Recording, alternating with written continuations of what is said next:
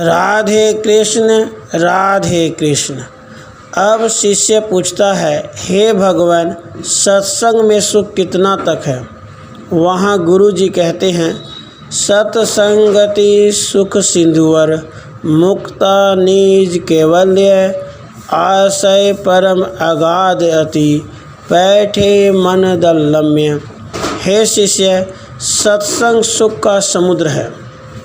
जो अपना मन को जीत चुके हैं, जिन्होंने अपना मन जीत लिया है, ऐसे पुरुष सत्संग समुद्र में प्रवेश करके कैवल्य मोक्ष रूप मोती को पाते हैं।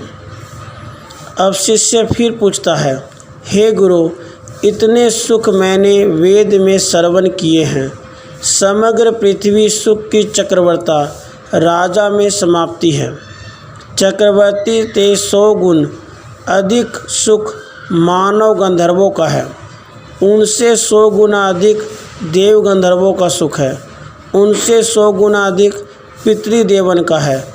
उनसे 100 गुना अधिक आजानज देवन का है। उनसे 100 गुना अधिक करम देवन का है। उनसे 100 गुना अधिक मुख्य देवन का है। उनसे 100 गुना अधिक इंद्र का है। इंद्र से 100 गुना अधिक देवगुरु बृहस्पति का है। और उनसे 100 गुना अधिक प्रजापति विराट का है। प्रजापति से 100 गुना अधिक ब्रह्मा हिरण्यगर्भ का है।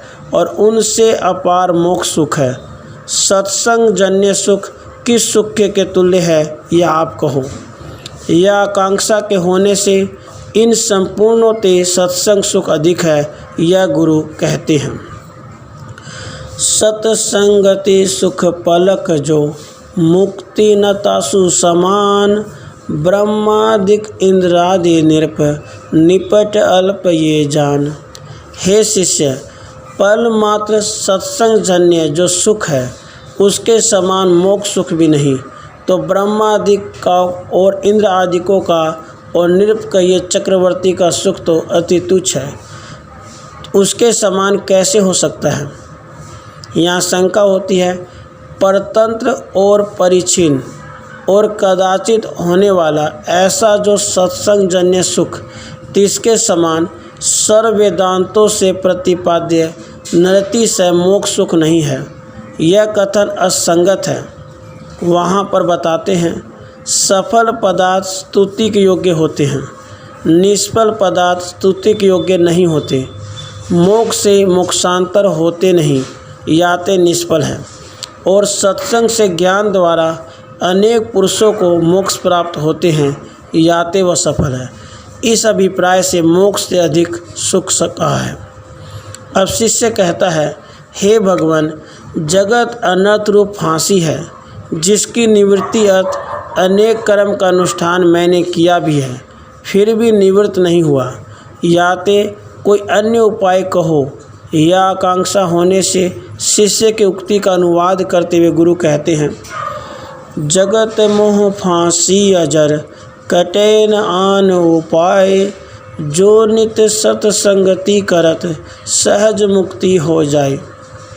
जगत का जो मोह है वो फांसी के समान है, अर्थात कभी न खत्म होने वाला है। कटे न आन उपाय, इसको किसी और उपाय से नहीं काटा जा सकता। जो नित्य सत्संगति करत, जो नित्य संगति करता है, सत्संग करता है, सहज मुक्ति हो जाए, उसकी आसानी से मुक्ति हो जाती है। फिर शिष्य कहे हैं, सत्संग से ज्ञान द्वारा मोक्ष प्राप्त होता है, यह आपने कहा, सो मैंने निश्चय किया।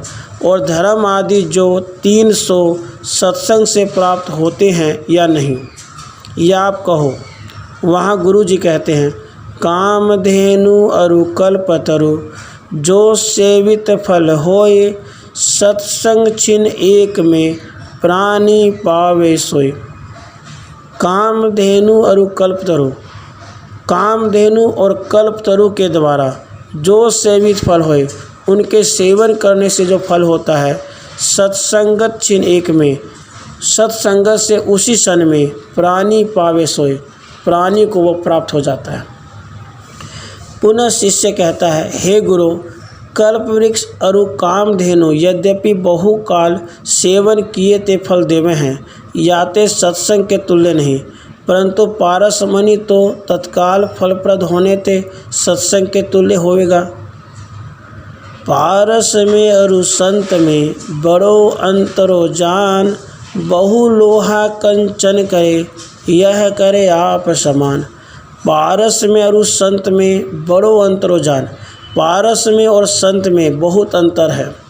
बहु लोहा कंचन करे अर्थात पारस लोहा को कंचन बनाता है, यह करे आप समान, लेकिन गुरु तो अपने समान ही बना देते हैं।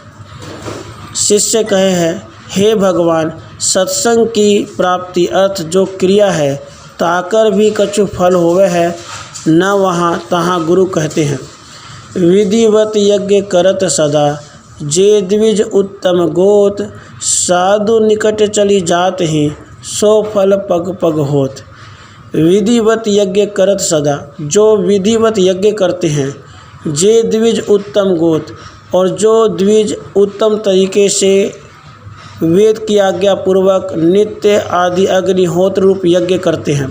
साधु निकट चली जाते हैं, साधु के निकट जाते हैं, सो फल पग पग होत, वही फल पग पग मिलता रहता है।